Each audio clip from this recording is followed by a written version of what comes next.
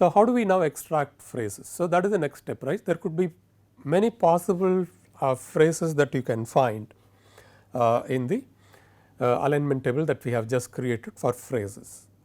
So, how do we now get one after the other? For example, in this case a phrase pair contains only a set of words which are very consistent and if they follow the rules. Okay. To be able to have a consistent phrase, you need to follow these 3 rules that we have here. Okay. So, let us start figuring out how many consistent phrases that we have and how many we can use for our translation purpose. Okay. So, the first one says there should be at least one word in E aligned to a word in F. So, let us take first one word for example, this one. So, this rule works well, right. So, that could be a phrase Maria to Mary could be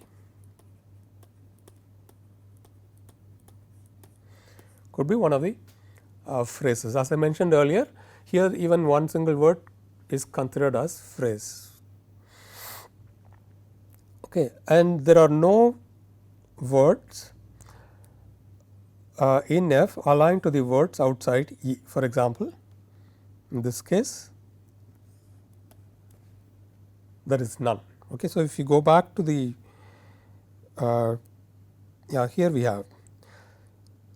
So, you do not have anything around here, there is no alignment that you find in this below Maria, and then again in this case you do not find any alignment. So, this pair passed all 3 rules. Okay. So, this one. So, this is a consistent phrase, all right.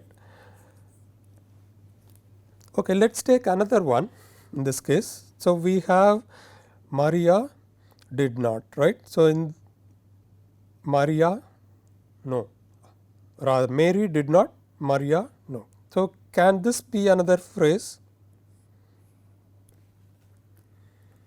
So, as I mentioned earlier, please remember that the phrases that we are considering here are not linguistic phrases, all right.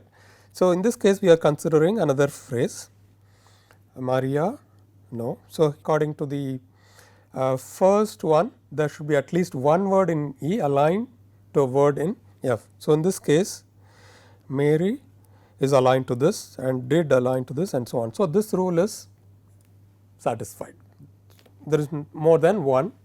So, this rule is satisfied. The second one says that there are no words in F aligned to words outside E, right. So, now this being your phrase, we do not see any alignment points in this, right. So, there is no alignment that we are seeing.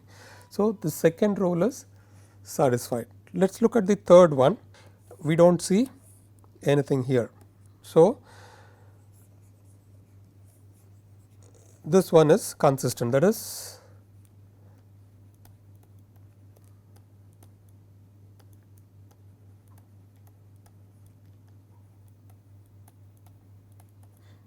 so these two phrases are consistent. So, we can say that this translation of Mary did not would yield this or vice versa.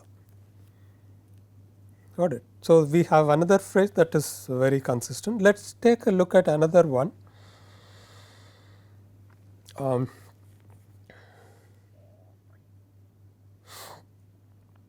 Let us take this alone, right, that no is it consistent? Let us find out. So, there is at least one word, yes, in E aligned to a word in F. There are no words, you do not find anything here, you do not find anything here, right, no alignment point that you find. So, that means no and did not is also another consistent alignment pair. Okay.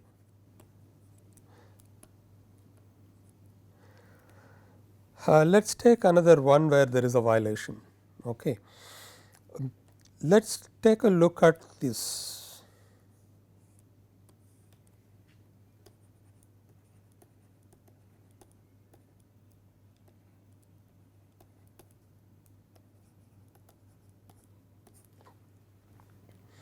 So, if you take this as a phrase, the first one is satisfied.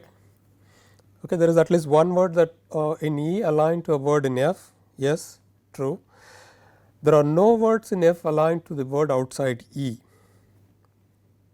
Okay, so here this one is aligned to another one outside of this, right. So, this rule is violated. So, that means this phrase is not a consistent phrase,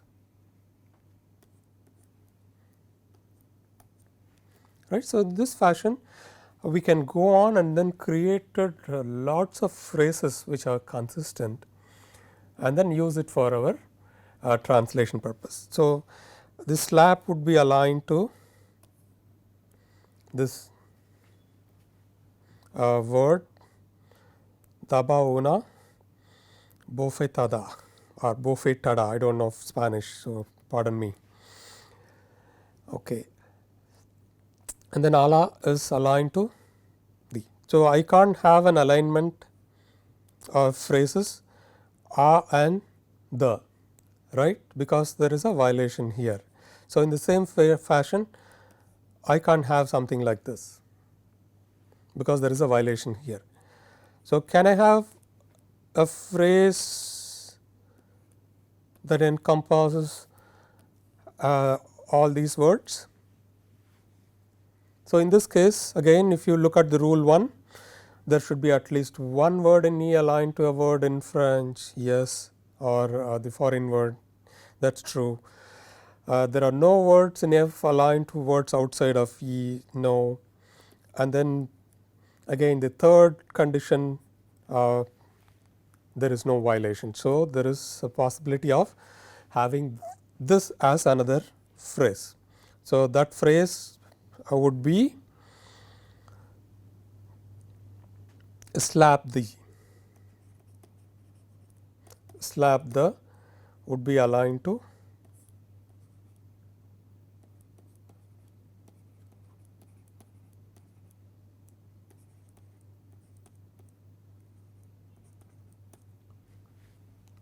okay.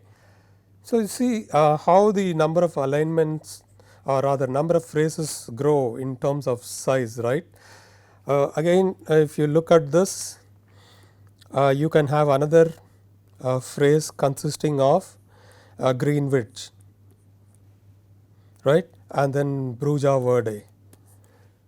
So, even though they are interchanged, the order is different here. So, when you do the translation we have to reorder this. So, this is what I was talking about earlier as well. Okay, this is the reordering of the phrases when you do the translation from Spanish to this to English. Okay, so, this is possible. So, in this fashion we can have all the alignments. So, can we have the entire sentence as one phrase?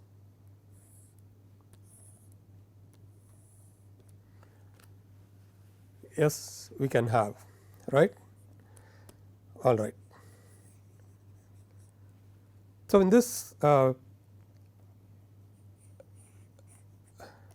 slide I have given various combination, and this is not a complete list that I have. Okay.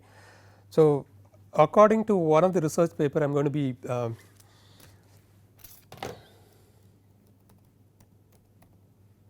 showing some numbers for how many phrases that you are going to be creating by doing this.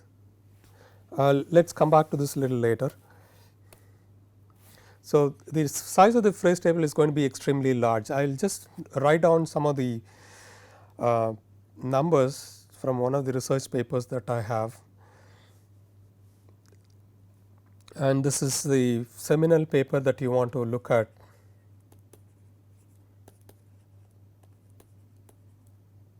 Okay, by Cohn. Okay. So, this is a very interesting paper, and some of these slides that I have or based on this particular paper.